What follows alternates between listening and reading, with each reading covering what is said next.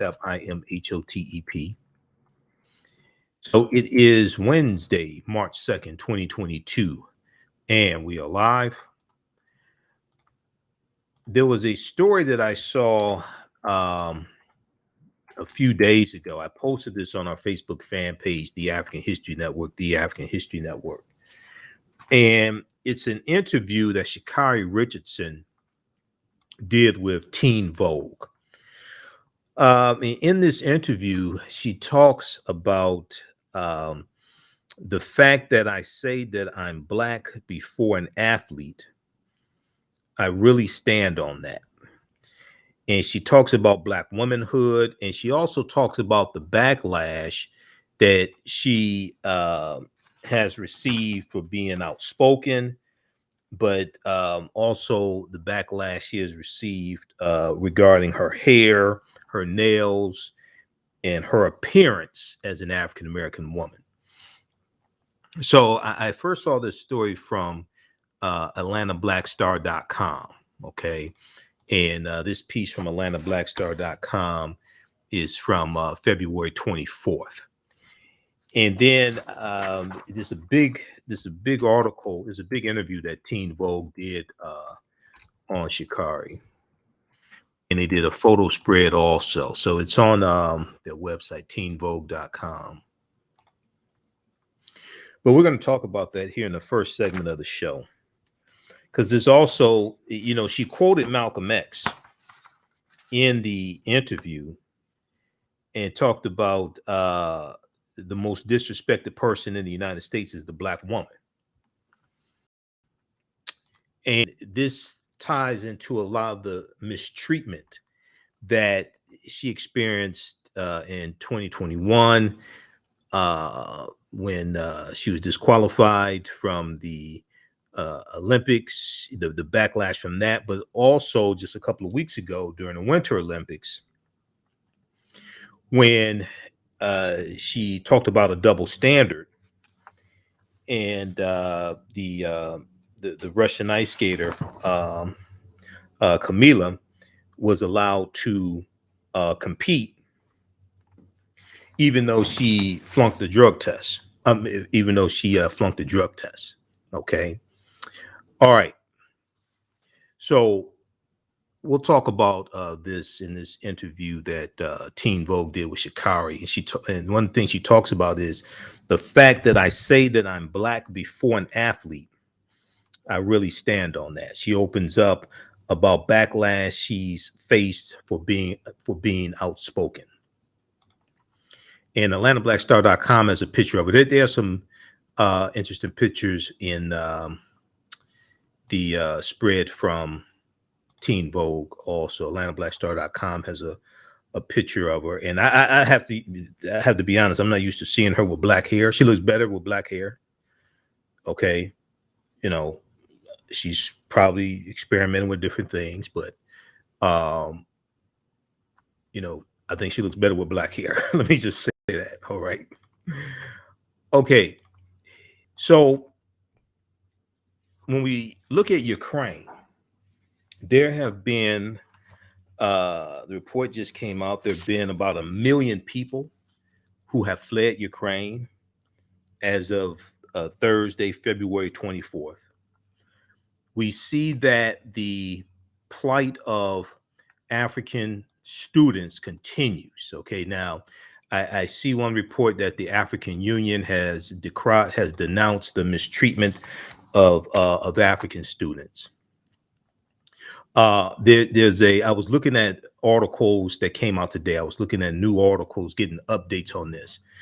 The NBC News finally has an article about this. Came out March 1st. They finally have an article, NBC News. But this is one from March 2nd. This is one from today from Al Jazeera.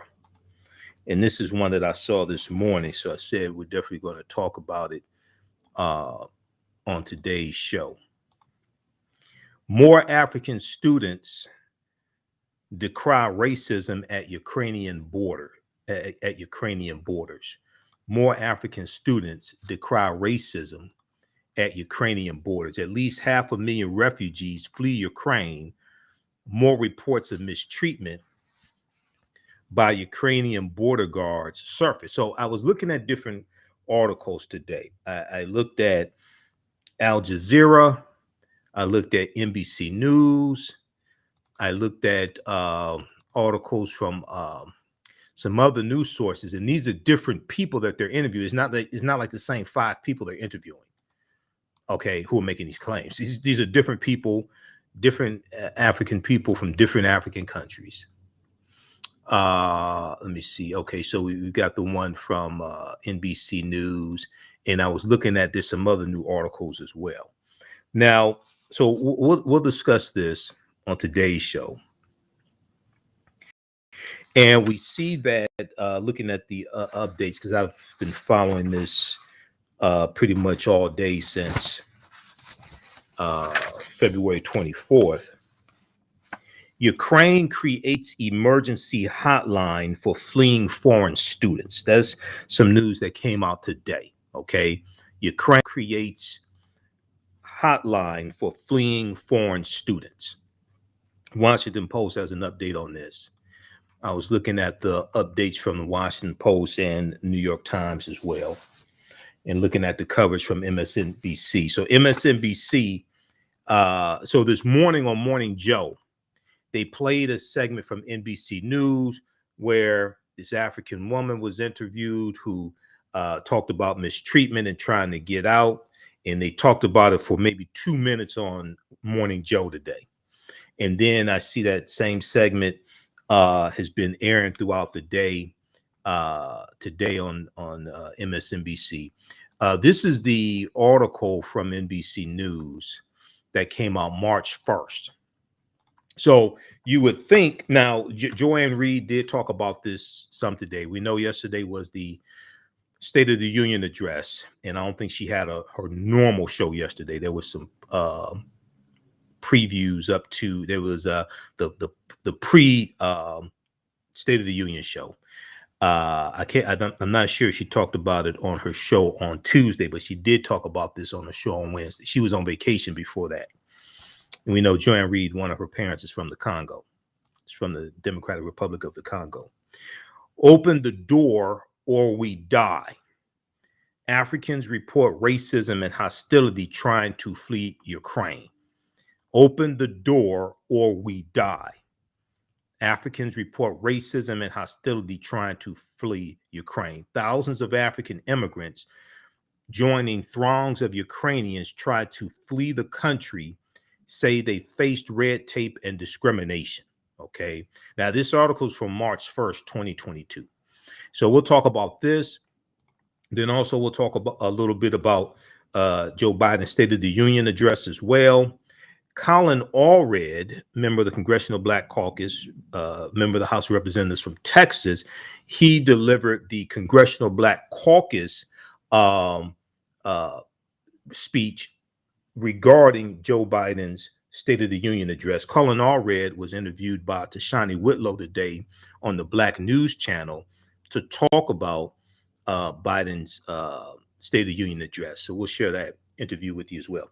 You listen to the African History Network show. I'm Michael Imhotep. We'll be back in a few minutes. Stand by. Everybody share this broadcast on social media platforms. Invite your friends to tune in.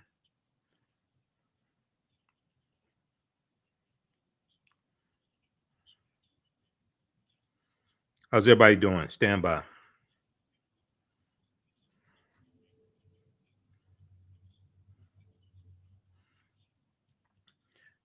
All right, back from break in 4 minutes.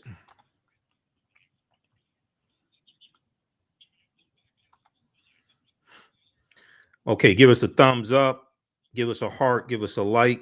Those watching on our social media platforms.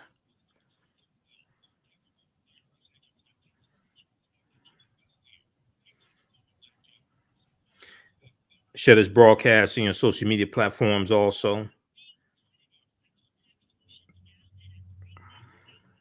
Back from break in 3 minutes.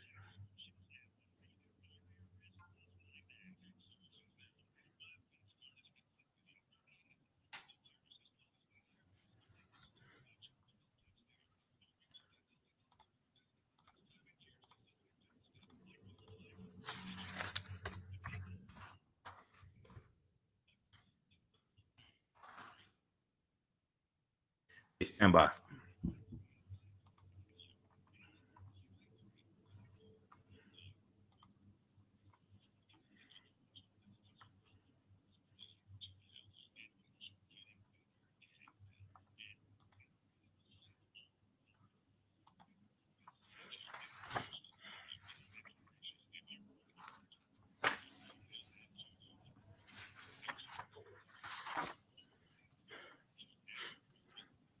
Okay, who still needs to register for the online class I teach on Saturdays and Sundays?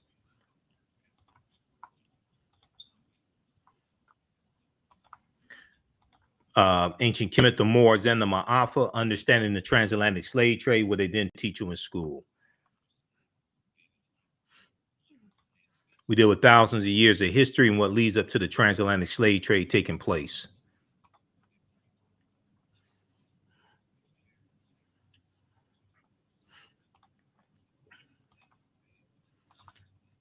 All right, back from break in 2 minutes.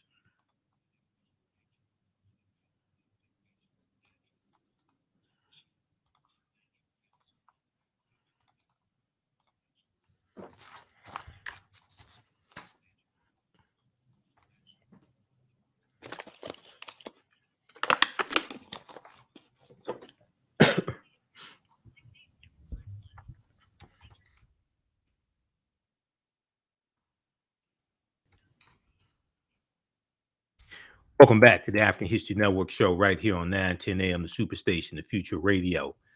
I'm your host, Brother Michael Imhotep. It is Wednesday, March 2nd, 2022, and we are live. Calling numbers 313-778-7600.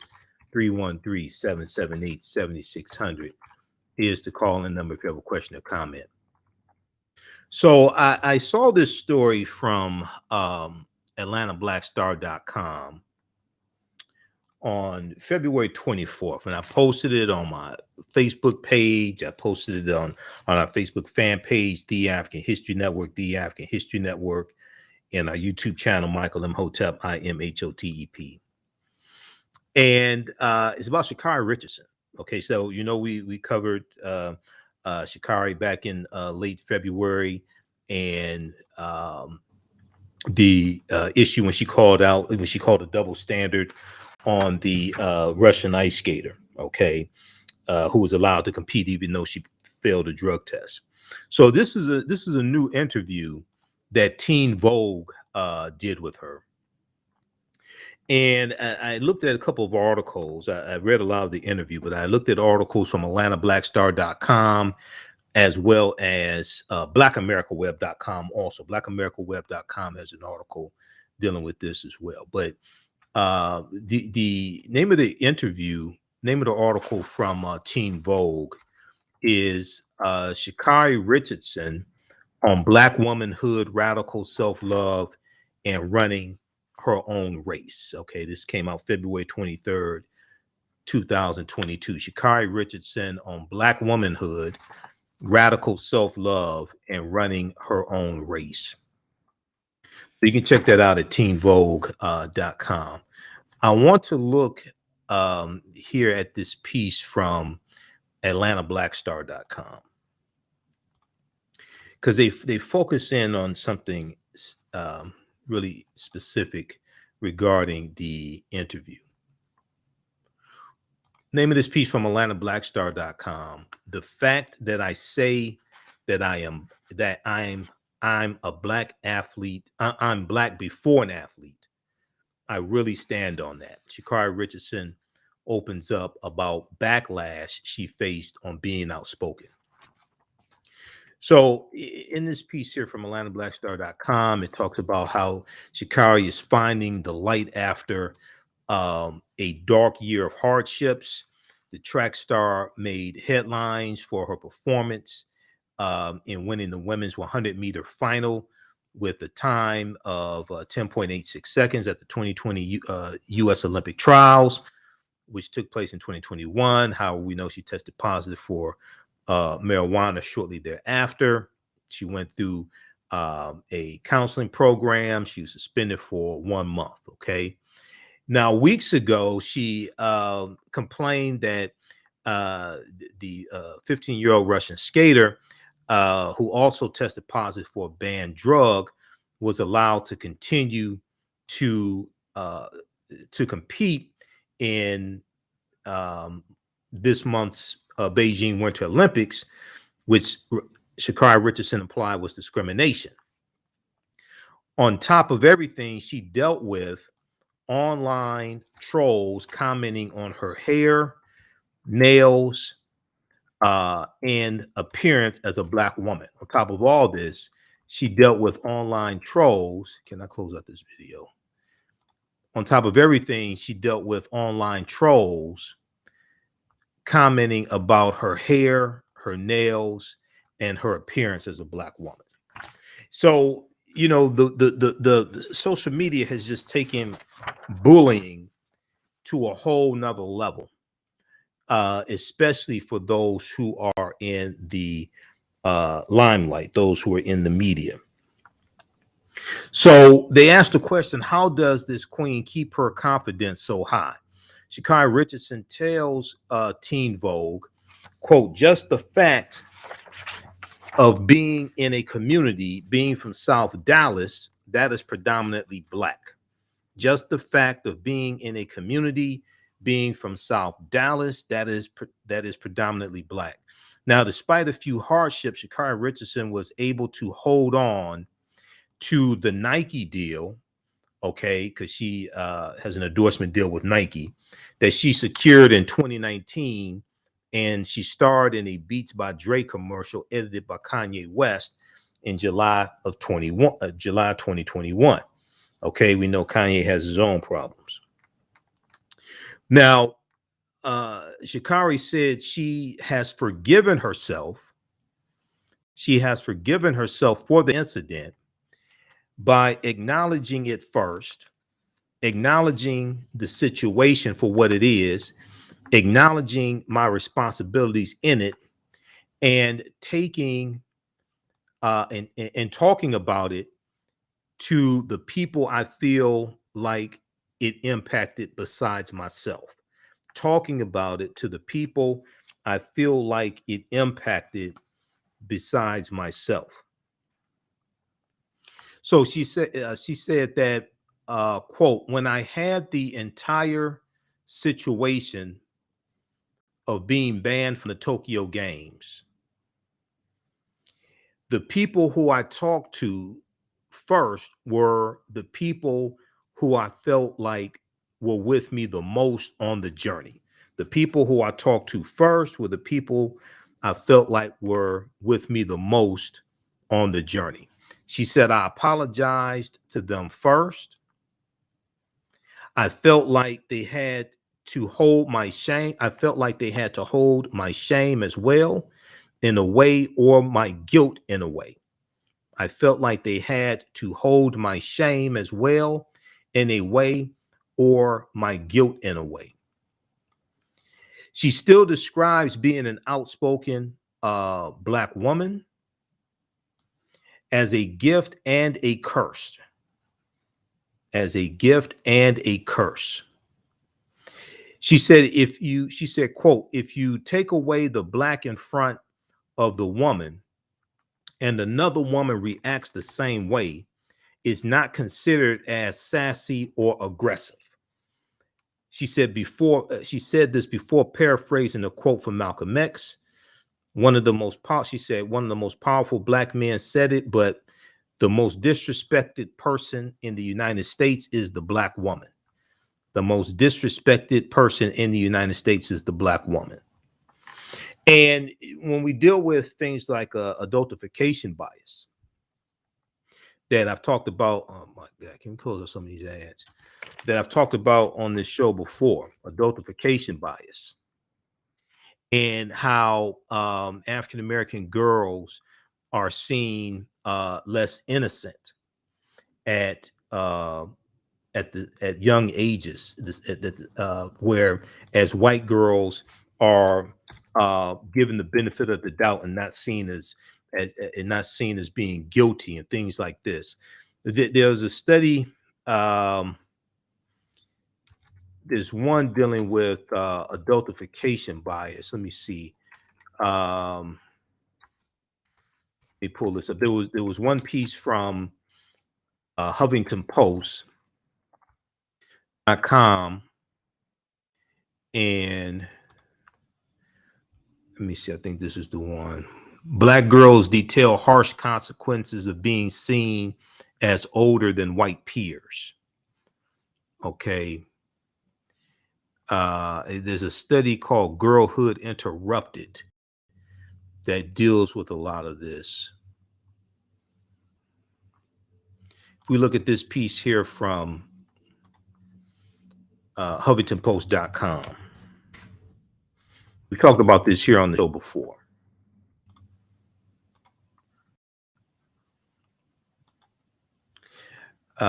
This one is from this article is from 2017 from HuffingtonPost.com. Black girls detail harsh consequences of being seen as older than white peers. Black girls detail harsh consequences of being seen as older than white peers. Black women's lived experiences echo a 2017 study that found adults viewed young Black girls as less innocent and more adult-like than white girls. Adults viewed young Black girls as less innocent and more adult-like than white girls. Now, this piece is from May 17th, 2019. And there was another one that came out in 2017 that dealt with this as well. I have to pull up the one from 2017. A new report details the negative consequences suffered by women and girls when people perceive them as older than their white peers. Okay, suffered by Black women and girls. A new report details the negative consequences suffered by Black women and girls when people perceive them as older than their white peers. Researchers at Georgetown Law's Center on Poverty and Inequality reported their findings after speaking to groups of Black girls and women across the country about whether their real life experiences reflected what the same researchers found in a study in 2017, the adultification of Black girls. The women and girls said they did. We're coming up on the other side of we're coming up on a break. We'll continue this on the other side of the break, and then we'll also give an update on what's going on in Ukraine and African students trying to get out of Ukraine. And we'll talk about Joe Biden's State of the Union address. We'll talk about that for a few minutes as well. Listen to the African History Network show right here on 910 AM Superstation and Future Radio. I'm Michael Imhotep. We'll be back in a few minutes.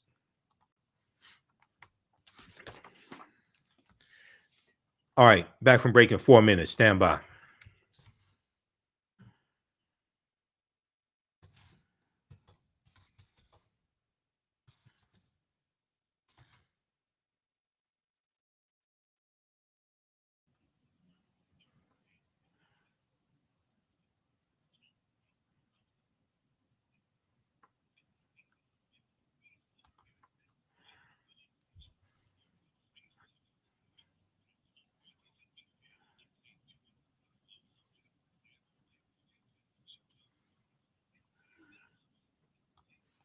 All right, stand by, everybody. Share this broadcasting on social media platforms.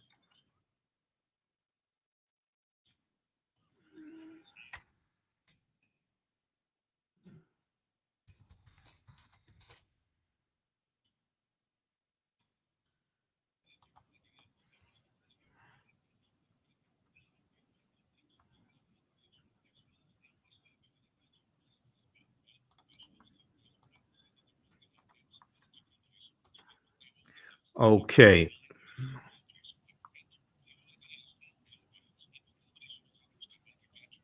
Back from break in 3 minutes.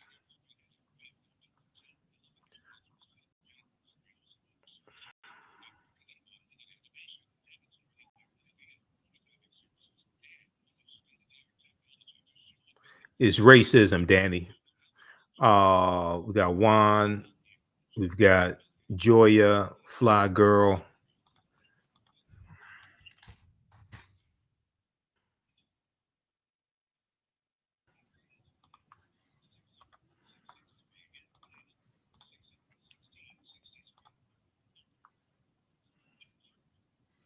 This is the study. This is the article I was looking for.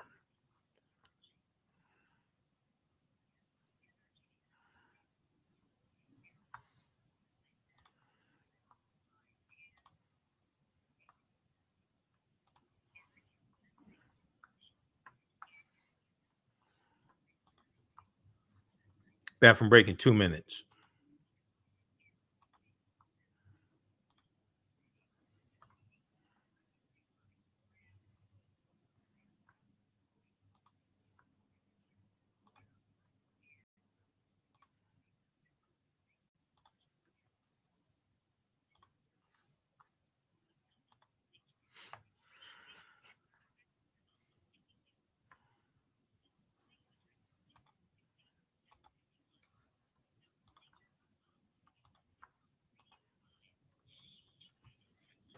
The African History Network show, we deal with current events in history and politics, education, economic empowerment, entrepreneurship, relationships, love, sex, health issues, and much, much more. Unfortunately, many people confuse what racism is. Racism is a power structure. It was laws and policies that put us in this predicament. It's going to be laws and policies that take us out. So when you control the radius of a man or woman's thoughts, you can control the compass of his or her actions because the mind can't do or teach what it doesn't know. We have it all on 910 AM Superstation.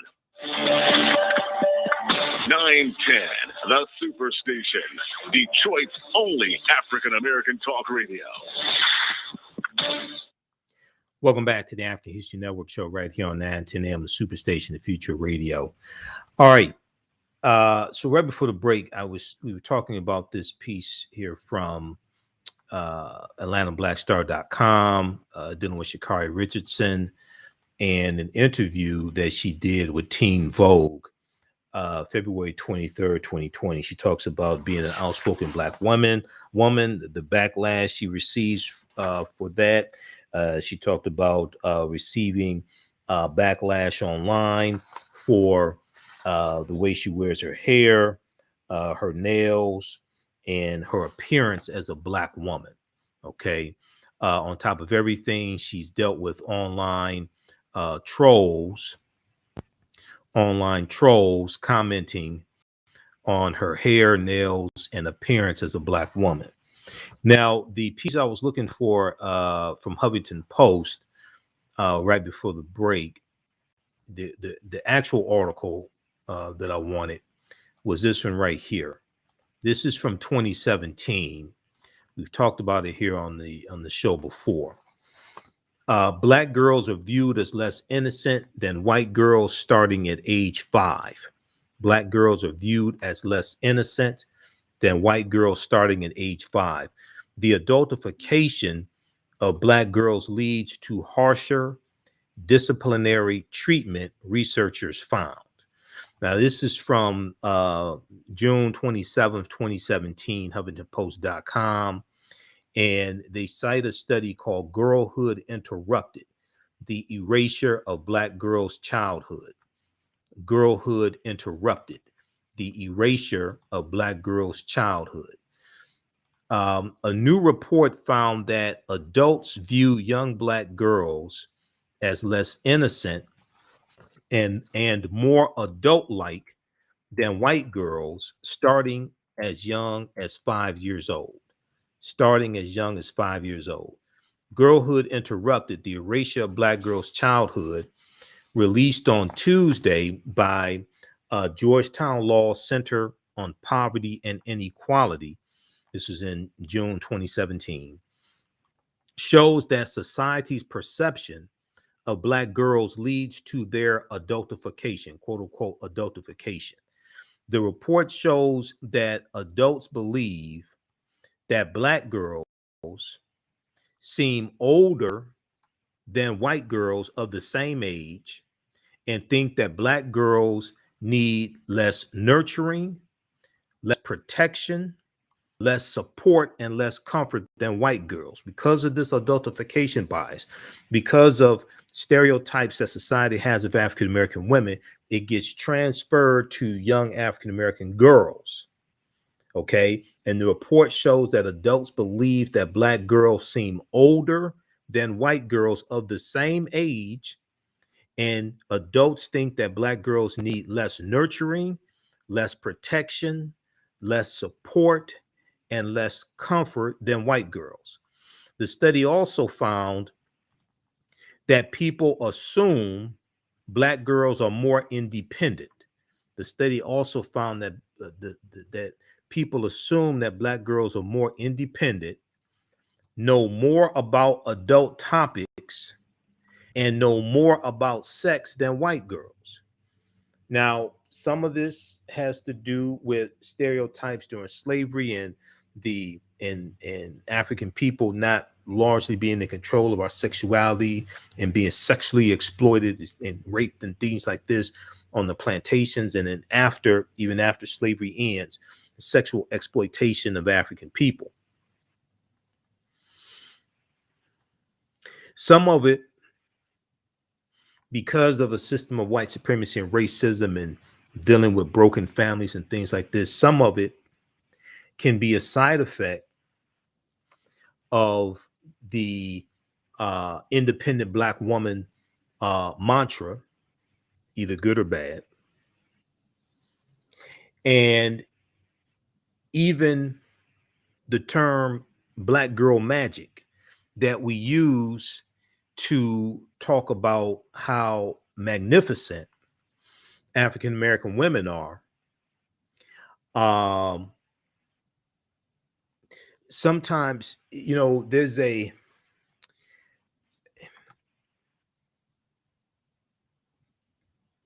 sometimes when we use these phrases, there is a backlash of heightened expectations or possibly unrealistic expectations that many African American women feel that they have to live up to. If they don't live up, so for instance, if they have trouble raising their children and they need help, they may be looked at as an unfit mother just because she's overwhelmed that she needs help. And you're supposed to be every woman, and you're supposed to be the independent Black woman by some people's standards, what have you. But all this creates anxiety, all this creates pressure. And a lot of African American women can be overwhelmed. That's on top of any type of health issues they're dealing with, high blood pressure, heart disease, diabetes, lupus, etc. So you have a convergence of all these things, stereotypes, which are false, all different types of ideas that society has formed about African American women that gets dumped on them. The study also found that people assume Black girls are more independent, know more about adult topics, and know more about sex than young white girls. So oftentimes you will have African American women who may suffer from depression, and they do everything for their family, their children. They give. At the end of the day, there's no time for themselves. There's nothing left to give.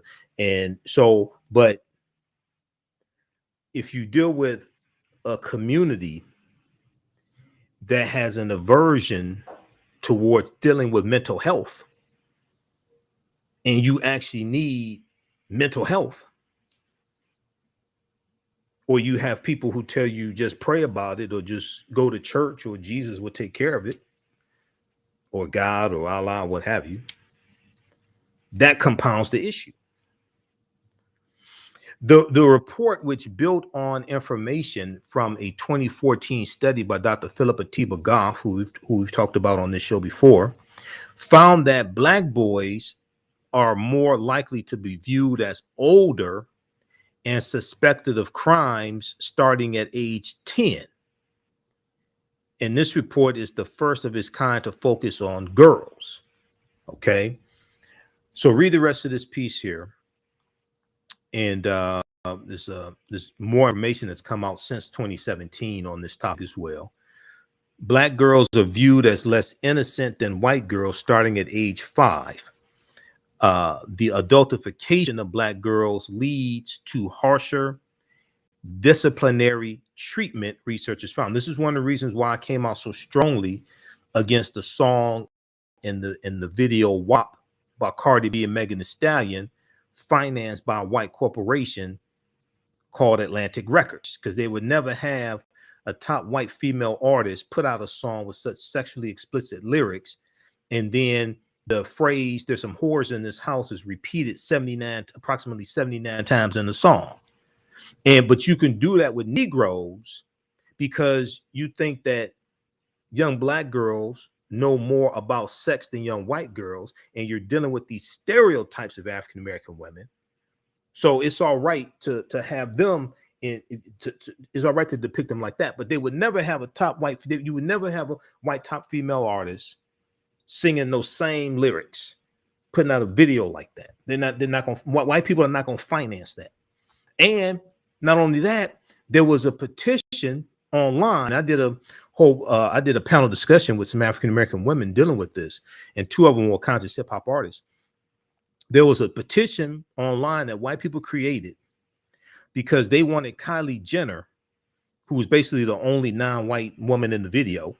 They wanted Kylie Jenner to be digitally removed from the music video. Okay, they didn't say get rid of the music video. They wanted to rescue the white woman in the music video and leave the Negroes in there. Because it's all right for Negroes to do that, because in their mind, that's how we act. Okay, in their mind, that's how we act, and they're dealing with these stereotypes, and it's adultification bias when it comes to African American women, and it gets projected onto Black girls. All right, so it's all right for them to do that, but we're gonna rescue this white woman who's a billionaire because you only protect what you respect. Leave the Negroes in there; they can do that, but we're gonna rescue this white woman. You don't belong there. We'll continue this on the other side of the break, and we'll talk about Ukraine. We'll talk about African students trying to get out, who continue to get out. Also, there has been Ukraine has created an emergency hotline for fleeing foreign students, and we'll talk about Joe Biden's. We'll talk a little bit about Joe Biden's State of the Union address. Listen to the African History Network show right here on 910 AM, the Superstation Future Radio. I'm Michael Imhotep. We'll be back in a few minutes.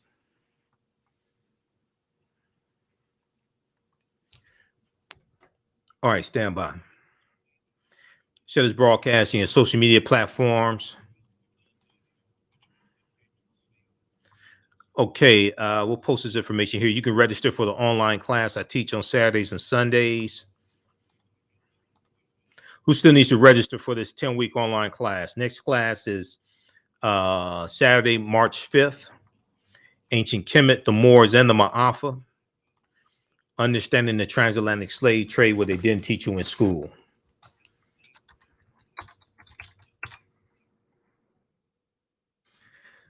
So the class is on sale, $80, regularly $130. If you've taken any of my online classes in the past, email me at TheAHNShow at AfricanHistoryNetwork.com, and you'll get 50% off.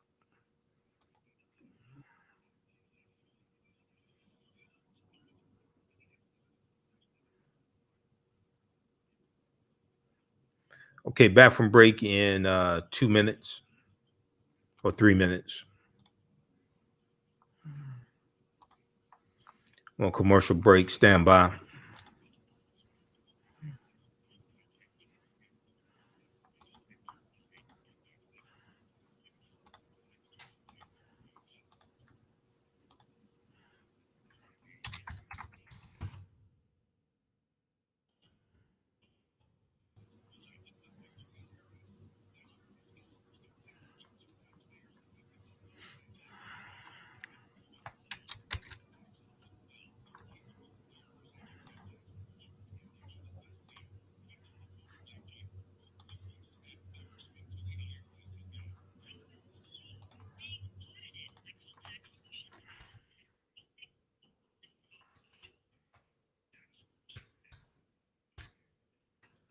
right, back from break in 2 minutes. Okay, we've got Buccaneer, Danny, Fly Girl, Derek.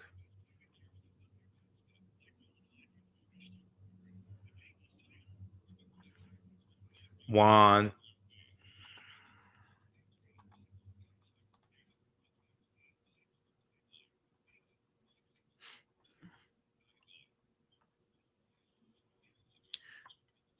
All right, I'm gonna post a link here. You can register for the online classes I teach on the weekend.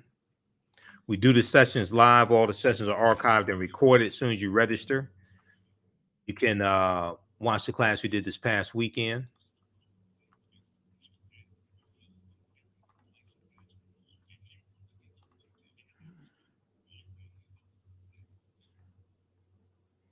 Welcome back to the African History Network show right here on 910 AM, the Superstation, the Future Radio. I'm your host, Brother Michael Imhotep. It is Wednesday, March 2nd, 2022, and we are live. Okay, you can still register for the online class I teach on Saturdays and Sundays. On Saturdays is Ancient Kemet, the Moors, and the Maafa, understanding the transatlantic slave trade, what they didn't teach you in school. We deal with thousands of years of history and what leads up to the transatlantic slave trade taking place. Our next class is Saturday, March 5th, 2022. We do sessions 2 p.m. to 4 p.m. Eastern Standard Time. You can watch from around the world. As soon as you register, you can watch the class we did this past weekend. Then on Sundays, I teach from the Civil War to the Civil Rights Movement and Black Power, 1865 to 1968. Okay, and we also have a bundle pack. You can register for $120. This is a $260 value. If you've taken any of my classes before, email me at AHNshow@AfricanHistoryNetwork.com, AHNshow@AfricanHistoryNetwork.com, and you'll get a 50% discount. All right, I want to go to these next stories here quickly. So, if we turn to Ukraine, I saw a story today from Al Jazeera. More African students decry racism at Ukrainian borders. More African students decry racism at Ukrainian borders. So we know this is the 7th day of the Russian attack on Ukraine. And there's been about 1 million people who have fled Ukraine so far also.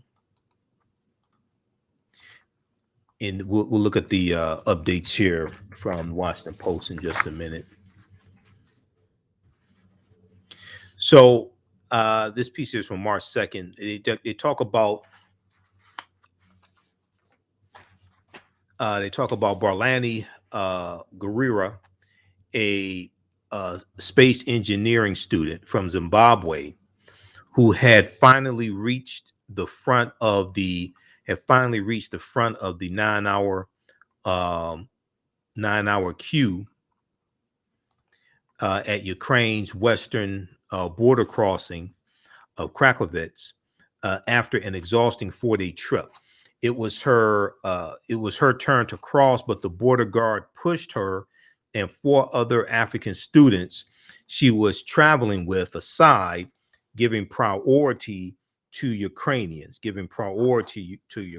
So especially at the Poland-Ukraine border, we've been hearing about this Ukrainian first policy, whether it's written policy or not, where Ukrainians are allowed to leave first and cross the border, and then Africans have to wait. Now, it took hours and relentless demands before they were also allowed to go through border control. Now, over 50% of the people fleeing Ukraine are going to Poland. All right, as we showed on the map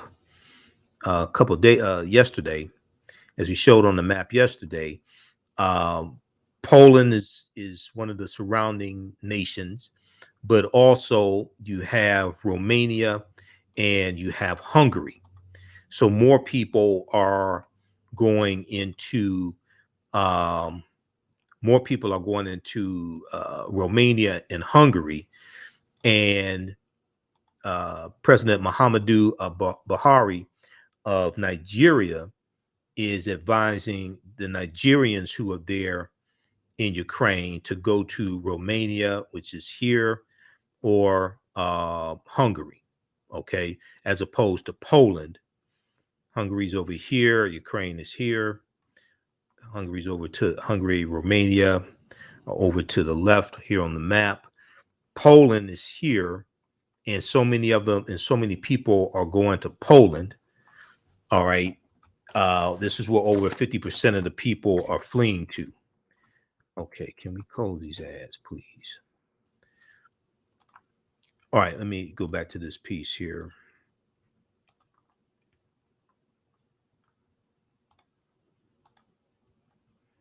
So she said that we felt like animals. The 19-year-old said in a phone interview from a Warsaw hotel. She said we felt like animals. She's a freshman at the National Aviation University. She fled Kiev hours after Russian President Vladimir Putin ordered troops into Ukraine on February 24th, Thursday, February 24th. She said, when we left Kiev, we were just trying to survive. We never thought that they would have treated us like that. We never thought that they would have treated us like that. I thought we were all equal, that we were trying to stand together. Now, on MSNBC today, they interviewed a sister from Somalia. I think she's from Somalia, who was trying to get out of Ukraine also. And she attends one of the universities there. She said that they were told not to worry about the warnings coming from the U.S. She said the authorities at the university told her everything was all right. Don't worry. This is before the actual attack happened on February 24th. She said they were told, just go about your business, don't worry, things like this. And then the attack happened. Okay. And the U.S. had been warning Ukraine that an attack from Russia is imminent. And Ukraine downplayed it. Ukrainian President Vladimir Zelensky downplayed it. And then all the hit at one time. So then this caused a rush for the borders because people didn't take the warning seriously. Now, her story is not isolated, as scores of Africans reported episodes of abuse and discrimination while trying to cross into Ukraine's neighbors. Since the war started, more than 870,000 refugees have fled from Ukraine. There's about 1 million now, to neighboring countries, the United Nations said. Half of those are currently in Poland. Queues along the border are now tens of kilometers long, with some African students describing to Al Jazeera how they have been waiting for days to cross amid freezing temperatures with no food, no blankets or shelters. Okay, and they have a map here as well. For others, issues started before reaching border crossings. Okay, now read the rest of this article here. This is from March 2nd, 2022. More African students decry racism at Ukrainian borders. If we look quickly here at the updates from the Washington Post, officials say battle continues in key city, rebuffing Russian claim of control. We're out of time here on 910 AM Superstation WFDF. Those watching on Facebook and YouTube, keep watching The African History Network on Facebook and Michael Imhotep on YouTube. We're going to go for a few more minutes. And we'll talk about this some more on tomorrow's show. Visit our website, AfricanHistoryNetwork.com, AfricanHistoryNetwork.com. Be sure to register for our online classes. Remember, right now is correct wrong behavior. It's not over till we win. Wakanda forever. And we'll talk to you tomorrow. Peace.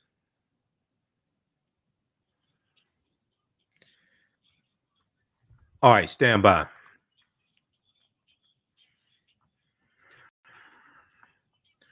Just a second. Okay, let me disconnect that call. All right, let's continue here.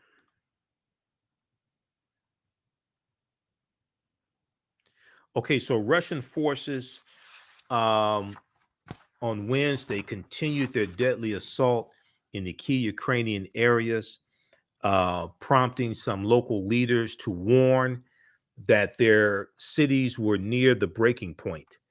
In Kherson, a key port city where Russian state media said Russian forces had taken control, the mayor noted that armed troops visited his office and that they had reached an agreement about civilian movement in the city. Still, he wrote on Facebook, the flag above us is Ukrainian. The flag above us is Ukrainian. A Ukrainian armed forces spokesman told the Washington Post, the battle continues. A Ukrainian armed forces spokesman told the Washington Post, the battle continues. Now, earlier videos from Kherson, a city in Ukraine, showed defiant people waving blue and yellow Ukrainian flags in front of Russian troops. As fighting continued, the United Nations General Assembly voted 141-5 with 35 abstentions in favor of a resolution condemning Russia's invasion of Ukraine. Now, the resolution demands that Russia immediately cease its use of force against Ukraine and withdraw its military forces. So today, President Joe Biden added to the unprecedented and growing battery of political and economic embargoes against Moscow, announcing that the United States would close its airspace to Russian airlines.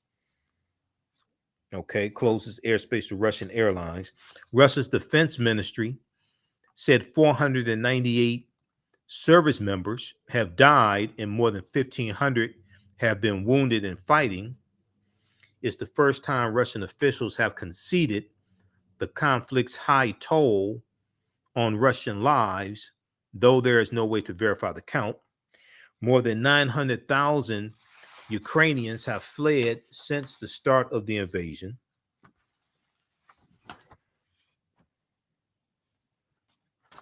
More than 900,000 Ukrainians have fled since the start of the invasion,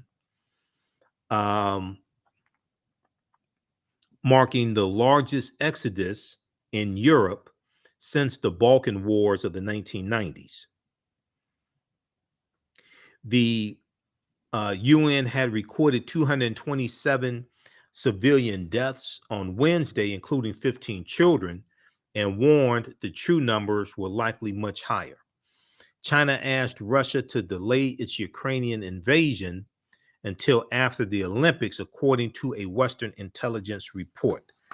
China asked Russia to delay the Ukrainian invasion until after the Winter Olympics, according to a Western intelligence report. Now,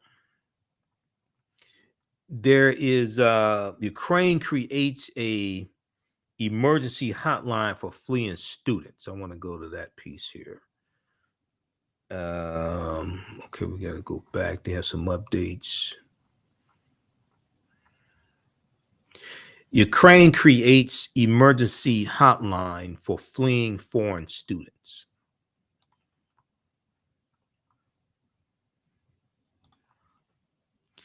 Ukraine, I really wish these cut the check people dealing with reparations actually learn history and law and learn how to make legal arguments for reparations and understand that cutting the check ain't going to repair the damage of 246 years of slavery and decades of Jim Crow segregation and redlining and discrimination. You actually have to change the laws and policies. This is the dumbest ass thing I've seen. These are people who truly do not understand history and law and the devastation that's happened. First, the devastation that's happened as a result of the legacy of slavery.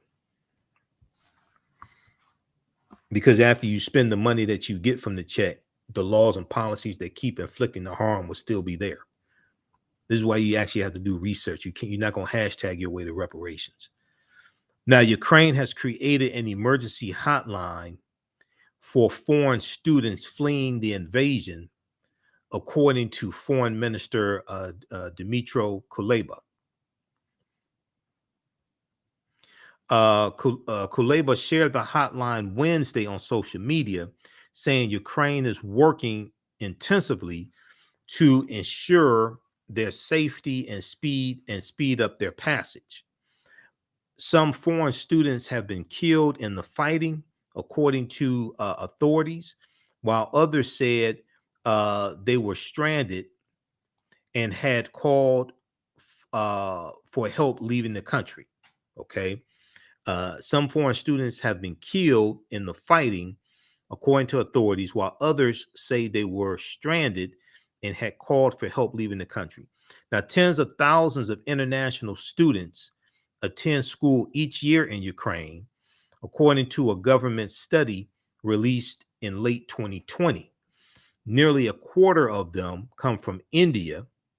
This week, the Indian embassy in Ukraine told students to leave Kyiv urgently. Okay, they told them to leave urgently. The Indian embassy. Another 10% of the international students come from Morocco, according to Ukraine's most recent available statistics. Other heavily represented countries include Azerbaijan, Nigeria, and Turkmenistan. Now, after allegations of violence and discrimination against Africans fleeing the country emerged this week, Kuleba said in a statement that, quote, Africans seeking evacuation are our friends and need to have equal opportunities to return to their home countries safely.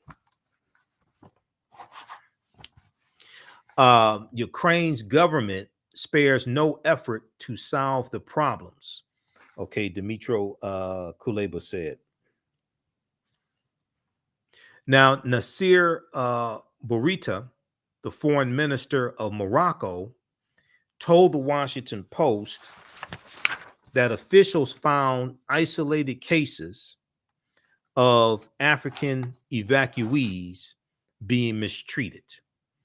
Okay, he said he told the Washington Post that officials found isolated cases of African evacuees being mistreated, but he added, quote, I don't think it's something done systematically. Okay, we'll see. Now, I've seen numerous stories. I've seen even more than what I've shared here on the show, because I've read other articles than what I've shared here on the show. We just, limited with time.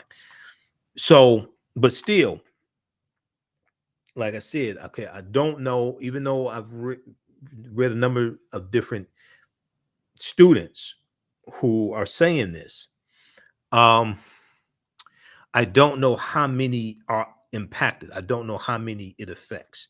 I don't know how many have been victimized by this as of yet. Okay, so check that out from the Washington Post. They have good updates, Washington Post and New York Times. I think you can read these updates without having a subscription, because I have subscriptions to both of them, Washington Post and New York Times. I pay them each month. I have a subscription to Reuters, but I can't remember I can't remember my username, because I pay Reuters also. I have to, some of this stuff And, I get subscriptions and forget about it because I have one Atlanta Journal-Constitution. I pay them each month too, and it's a ton of news sources I have subscriptions with. Okay, so yesterday was the State of the Union address, Joe Biden's first official State of the Union address.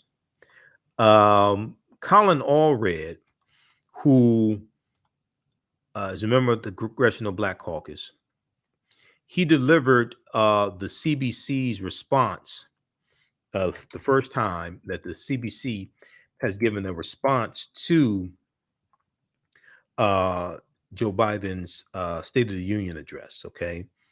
And this is what we're going to do. We have some highlights here of, hold on, let me go up here. We have some highlights of the State of the Union address. It's about 3 minutes. So we'll play that. And then I'm going to let you hear this interview that Tashani Whitlow did on the Black News Channel with Colin Allred. Okay, we'll come to that in just a second here. Okay, I'm just checking. I'm looking at updates. All right, let's go to this clip. My fellow Americans, last year, COVID-19 kept us apart. This year, we're finally together again. Tonight, 6 days ago, Russia's Vladimir Putin sought to shake the very foundations of the free world, thinking he could make it bend to his menacing ways. But he badly miscalculated. He thought he could roll into Ukraine and the world would roll over. Instead, he met with a wall of strength he never anticipated or imagined. He met the Ukrainian people.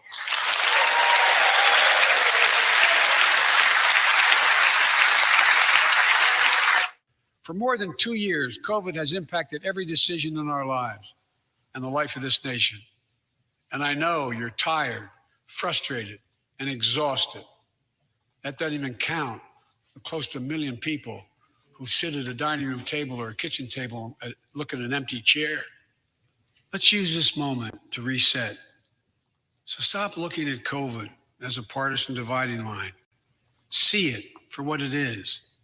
One way to fight inflation is to drive down wages and make Americans poorer. I think I have a better idea to fight inflation. Lower your costs, not your wages. Folks, let's come together and protect our communities, restore trust, and hold law enforcement accountable. We should all agree the answer is not to defund the police, it's to fund the police. Fund them. Fund them. In state after state, new laws have been passed. Not only to suppress the vote, we've been there before, but to subvert the entire election. We can't let this happen. Tonight, I call on the Senate to pass the Freedom to Vote Act, pass the John Lewis Act, Voting Rights Act. So on this night, on our 245th year as a nation, I've come to report on the state of the nation, the State of the Union. And my report is this: the State of the Union is strong because you, the American people, are strong. We are stronger today. We are stronger today than we were a year ago. And we'll be stronger a year from now than we are today. This is our moment to meet and overcome the challenges of our time. And we will, as one people, one America, the United States of America. God bless you all, and may God protect our troops. Thank you. Go get him. Okay, so that was just a brief overview of it. You can check out more at NBC News and MSNBC. I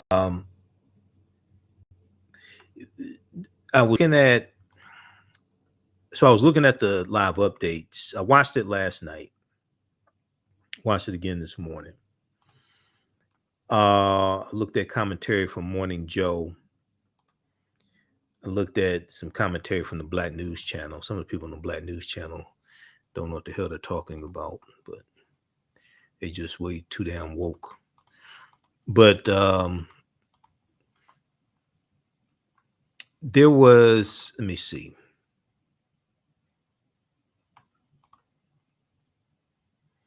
Washington Post had good updates, and here's an article you can check out. There's also a good one from thegrio.com by Dr. Christina Greer, who's actually a political scientist as opposed to a lot of these other people just talking, saying what sounds good when it comes their turn to speak on panels. Biden State of the Union applauds unity against Russia, seeks more unity at home. This is from the Washington Post. You can check this out also. This is has some good information here. They have his full State of the Union address here. You can check that out. Now, we'll probably talk more about this on Sunday's show because I have 2 hours on Sunday. I don't know if we'll talk about this on Roland Martin Unfiltered Friday. I'll be back on Roland Martin Unfiltered on Friday. There was one from there's one from Christina Greer that I want to go to. But if you've been watching news, you've probably seen this African American man who is who's reporting from Ukraine. Okay, Terrell Starr. Okay, who's reporting from Ukraine, and he's an expert like on Ukraine and Ukrainian history and things like this. All right, Terrell Jermaine Starr. He wrote a piece for thegrill.com. And I've been seeing him because I've been seeing his interviews that they do with him on MSNBC. And I knew about him before this because Roland has interviewed him like a couple of years ago. He wrote a piece February 5th, 2022 for he wrote a piece February 5th, 2022 for thegrio.com. I think everybody should check this out.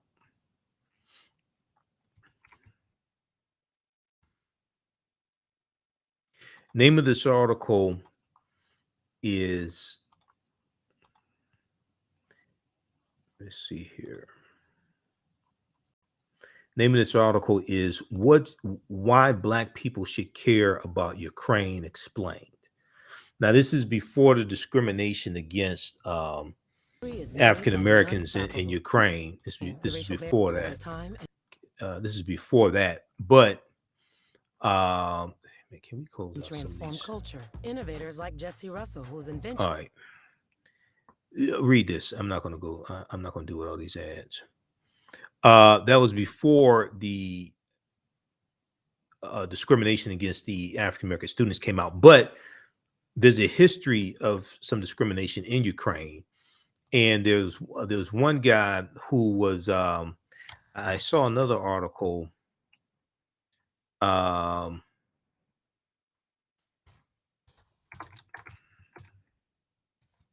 I saw another article of somebody who's in government in Ukraine, who's of African ancestry, and he talked about the racism as well. I'll have to see if we can find that article for tomorrow's show.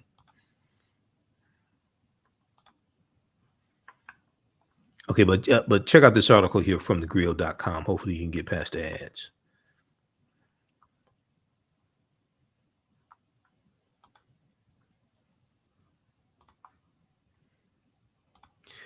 All right, now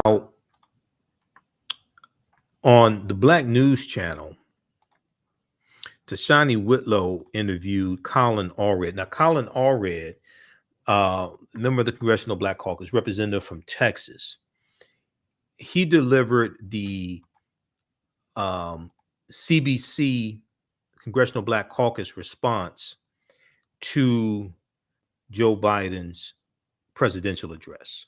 Okay. And he was interviewed by Tashani Whitlow on the Black News Channel today to discuss his remarks, discuss policy, and some other things as well. We're going to cue this up. Let's go to this clip here. All right, we'll cue this up. So Texas Congressman Colin Allred delivered the first ever Congressional Black Caucus response to the State of the Union address on Tuesday night. In his remarks, he said President Joe Biden has our backs and continues to fight. Representative Colin Allred joins BNC Live for more insight into how the Congressional Black Caucus feels following the State of the Union address. All right, so let's go to this here. Representative Allred, it's a pleasure. Welcome to BNC Live, sir. Is to say that we are now joined by that gentleman, Representative Allred. Representative Allred, it's a pleasure. Welcome to BNC Live, sir. Yeah, thanks for having me.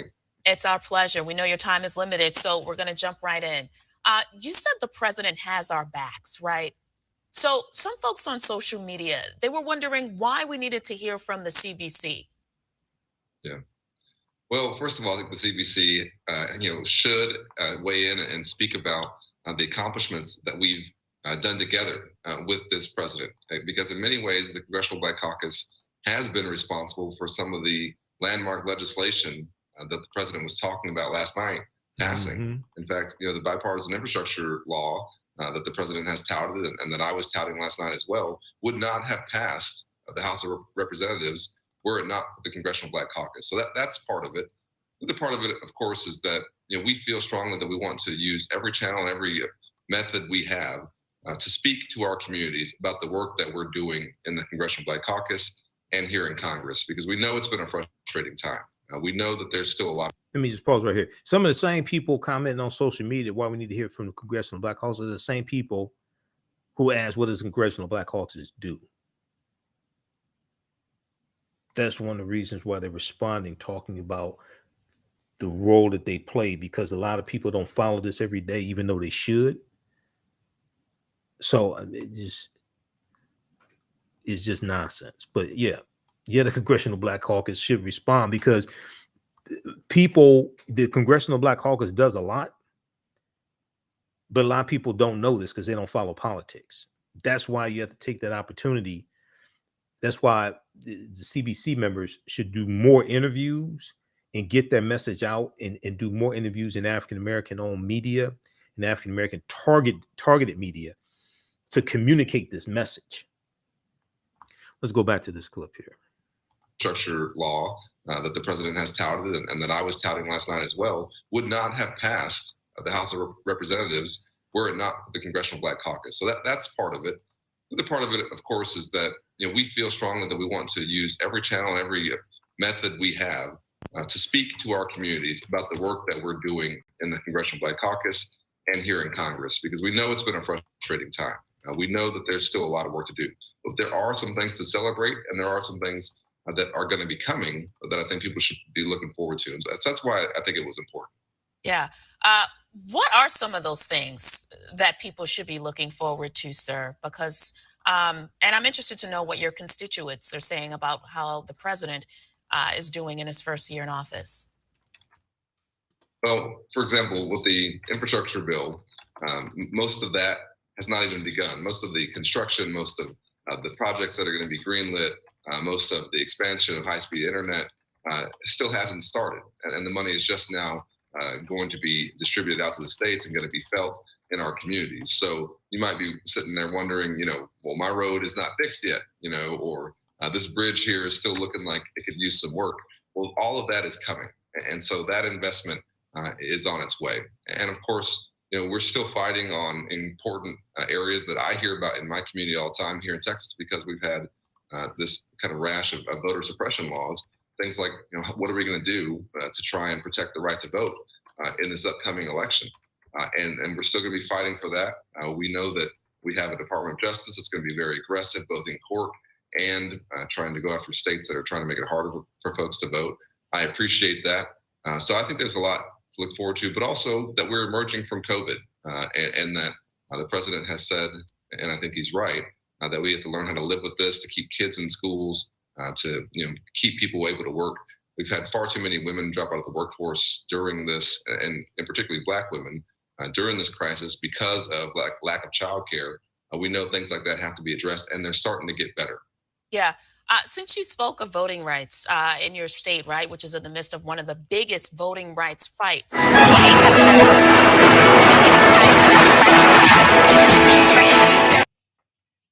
Hold on.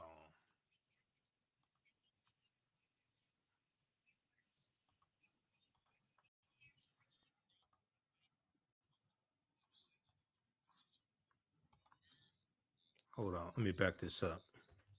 Folks talk to us that we have to learn how to live with this, to keep kids fighting on important areas that I hear about in my community all the time here in Texas, because we've had this kind of rash of voter suppression laws. Things like, what are we going to do to try and protect the right to vote in this upcoming election? And we're still going to be fighting for that. We know that we have a Department of Justice that's going to be very aggressive, both in court and trying to go after states that are trying to make it harder for folks to vote. I appreciate that. So I think there's a lot to look forward to, but also that we're emerging from COVID and that the president has said, and I think he's right, that we have to learn how to live with this, to keep kids in schools, to keep people able to work. We've had far too many women drop out of the workforce during this, and particularly Black women during this crisis because of lack of childcare. We know things like that have to be addressed, and they're starting to get better. Yeah. Since you spoke of voting rights in your state, right, which is in the midst of one of the biggest voting rights fights, has the caucus had a chance to speak with Democrat Senators Manchin and Sinema, who seem to almost go out of their way to block issues that matter to Black voters, like the federal response to the assault on voting rights and also reforming the filibuster rule? That's right.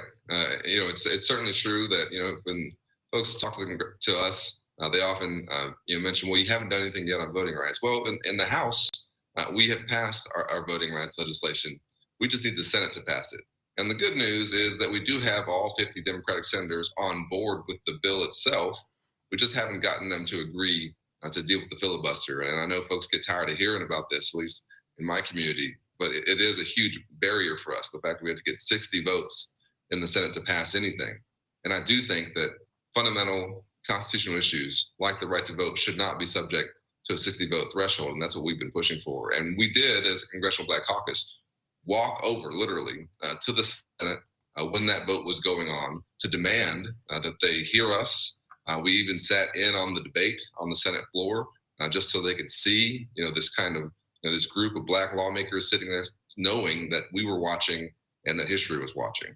Yeah, history is watching. And Black folks who showed up in numbers, right, to elect the president, a lot of them are asking, where is the fight from him? Yeah. Well, I've spoken with the president about this several times, and this is something that he cares deeply about. He talked about it last night in the State of the Union. I know that it's something that he's very frustrated the Senate has been unable to deal with, but he has directed his Department of Justice to take some unprecedented steps in being very aggressive in combating voter suppression. Now, we are dealing with a Supreme Court and really with a lot of courts around the country that are not going to be very, that are hostile to voting rights. And that's a shame. But there still is a lot that the Department of Justice can do. I think the president feels this very strongly. He assigned this kind of task of leading this to Vice President Harris, and she has worked very hard in this area. So, I hope folks understand there's only so much that the White House can do without getting past that 60 vote threshold in the Senate. But I know this president cares about it and he's fighting for it. Representative, let's go to the crisis overseas, right? You're a member of the Foreign Affairs Committee. You just got back from Ukraine.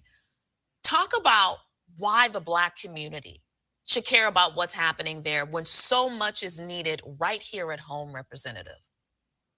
That's right. And it doesn't change the need that we have here, and doesn't change the fact that we have a lot of work to do here.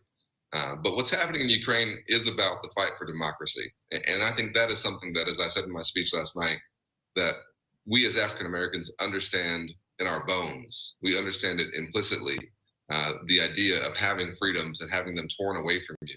That's what Russia is trying to do to its democratic neighbor of Ukraine, a country that elects its own leaders, a country where they have debates, where they have free press, and part of why they're being attacked by Russia, a large part of it, is because the existence of a functioning democracy on Russia's doorstep is a threat to the dictatorship of Vladimir Putin. So I think we understand as Black Americans, just how precious freedom is, just how precious your democracy is, and how it can be taken away. We've seen that in our own history, from Reconstruction and then having basically a 100-year gap until we had Black Americans back in the halls of Congress, where I am now lucky enough to serve. So this is something that we understand, that history is not necessarily a straight line, that progress can be stopped, and that it matters what happens around the world, because we know that whenever dictators are allowed to do things like this, they don't just stop there. And I think we have a fight for democracy here at home as well. And I think it's part of a global fight to try and make sure that folks are able to determine their own future, determine their own destiny. That's what I think this is all about. Yeah, let's bring it home, since you brought that up, because what's happening overseas is definitely impacting us here, right? Fed Chair Jerome Powell says interest rates are coming. They're expected to increase. We're already seeing it at the grocery stores, seeing it at the gas pumps. Last night, you spoke about your upbringing with a single mom, working hard, but also struggling, like so many Americans are also doing right now. Representative Washington doing to help the single parents today. Yeah, that's right. Well, listen, I as you said, I was raised by a single mother, didn't have a lot of money. I know what it means, when it costs a few more dollars to fill up your gas tank, for every gallon, or when you go to the grocery store, what you thought was going to be a $40 purchase is a $60 purchase. That's a big deal. I know exactly what that means. I remember when my mom would swipe her debit card, and it was kind of like just hoping and praying that it went through. So we certainly understand that. And we're working hard to try and address inflation. Some of this is caused by forces that there's nothing we can do about here. It's about the pandemic, about global supply chains, about what's happening in other countries. But there are things that we can impact.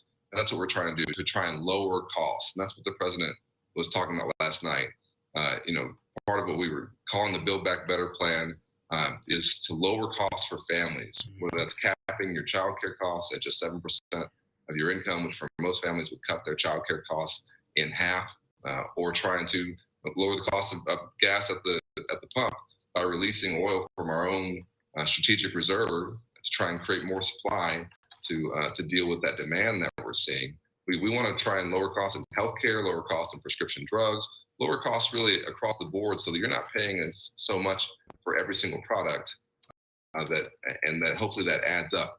But it's also true that we've seen folks making more money as well during this period, and that's good. Wages have gone up as well. So while costs have gone up, wages have gone up, and we need to make sure that continues, and Black folks are able to benefit from that. Yeah, just seems to be balancing everything out, though, where folks are not able to get ahead. My last question for you.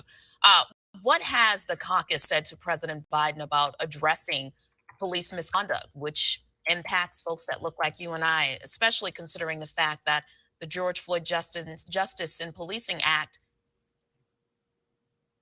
still isn't law?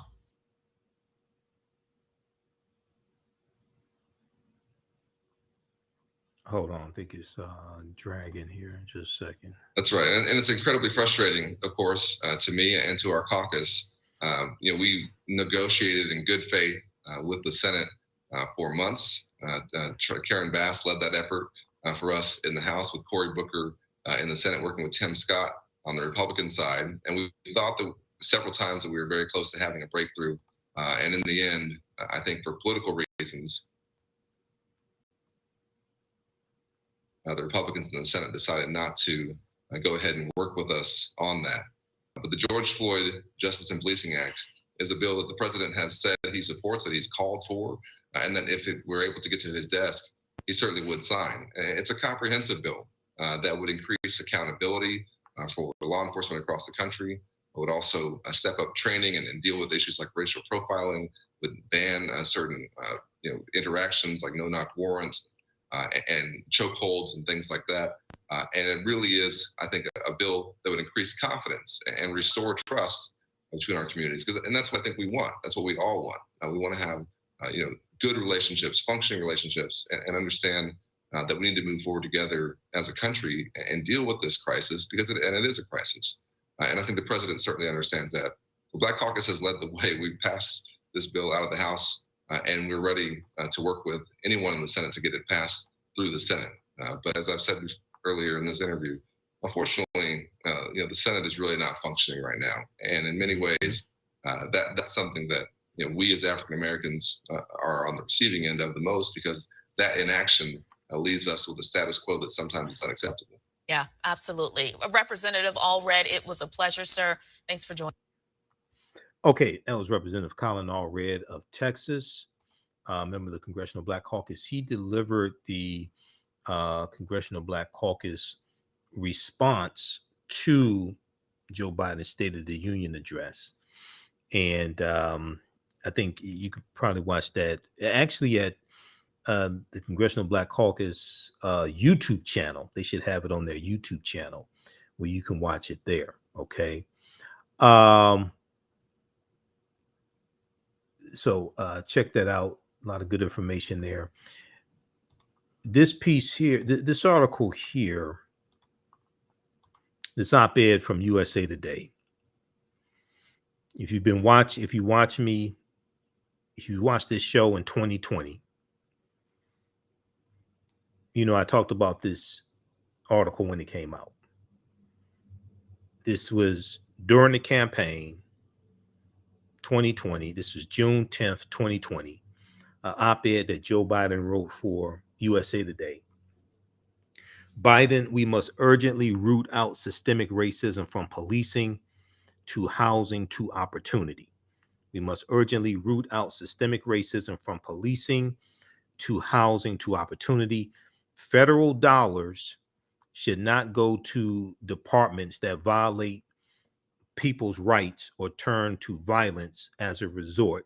But I don't support defunding the police. I don't support defunding the police. People act like what he said last night was news. We talked about this during the presidential election in June of 2020. The election was in November 2020, where he laid everything out here in this op-ed article. We talked about this here on this show. But I told you before, defund the police is a terrible slogan in the first place. I said, dude, you're going to lose.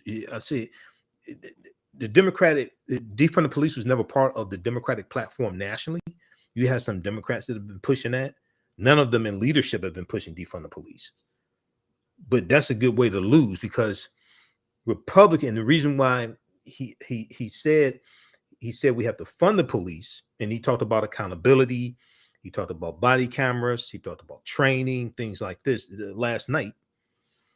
But the reason why he said that is because Republicans are going to run in the 2022 midterm elections. Part of their platform is labeling Democrats as defund the police. And they're going to run on that. So he said that to blunt their attack. But people need to go back and read this here that we talked about on this show more than once when it came out. June 10th, 2020, USA Today. All right. We'll probably talk about this some more on our Sunday show, because we're on 2 hours on Sunday, 9 p.m. to 11 p.m. on Sundays. All right, if you like this type of information, you can support the African History Network, $ the AHN show through Cash App, $ the AHN show through Cash App, also through PayPal, paypal.me/the AHN show, paypal.me/the AHN show. Visit our website, AfricanHistoryNetwork.com, AfricanHistoryNetwork.com. We also have the information there as well. We're 6 days a week. This helps us keep doing the research, stay on the air, keep broadcasting. This is our official Cash App account, $ the AHN show, SHOW. When you go to it, it says Michael and shows my picture there. These other ones here are fake African History Network Cash App accounts. And we also have the link here, and is the PayPal button. I posted the information here on the thread of the broadcast also. You can still register for the online courses that I teach on Saturdays and Sundays: Ancient Kemet, the Moors, and the Maafa. Understanding the transatlantic slave trade, what they didn't teach you in school. It's a 10-week online class I teach. We deal with thousands of years of history and what leads up to the transatlantic slave trade taking place. We do that 2 p.m. to 4 p.m. Eastern Standard Time, Monday through Friday. And then on Sundays, it's from the Civil War to the Civil Rights Movement and Black Power, 1865 to 1968. So the class is on sale, $80, regularly $130. I do a PowerPoint presentation. We have book references, articles, video clips, everything. Okay. And once the class is archived, you have access to it. So you can go back and watch it anytime.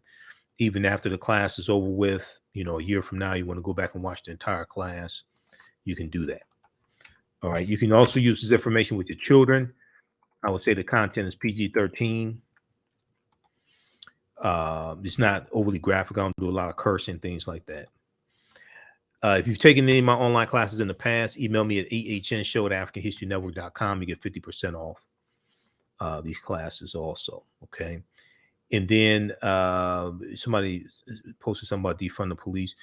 There needs to be a comprehensive, there needs to be a holistic approach to policing and community, as opposed to you're not going to be able to you're not going to be able to arrest your way out of the problem. So there are approximately 18,500 police forces, police departments across the country of various sizes. Police departments need to be adequately funded. You need to have adequate training. You need de-escalation training, implicit bias training. You need body cameras, but not just body cameras. You also need the storage devices. The storage devices are more expensive than the body cameras oftentimes, but also police you need to have a phone number for non-emergency calls where somebody doesn't need to show up who has a gun. So if it's a mental health issue, like it's a homeless person sleeping on the bench, you need a mental health expert to give them attention, not somebody with a gun. So there has to be a holistic approach, okay, to this, as opposed to, it's not just a policing approach. There has to be a holistic approach. It's education, it's job training, it's access to capital for businesses. There has to be a holistic approach. Policing is just one part of that. And then as you have more responsible policing and less police brutality, less unjustified shootings, you'll have less lawsuits against the city, which also frees up money to be able to be used in other areas.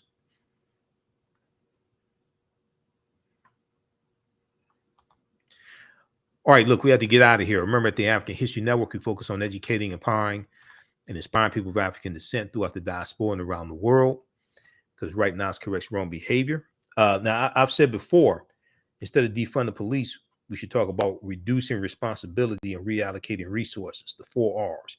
Reducing responsibilities and reallocating resources.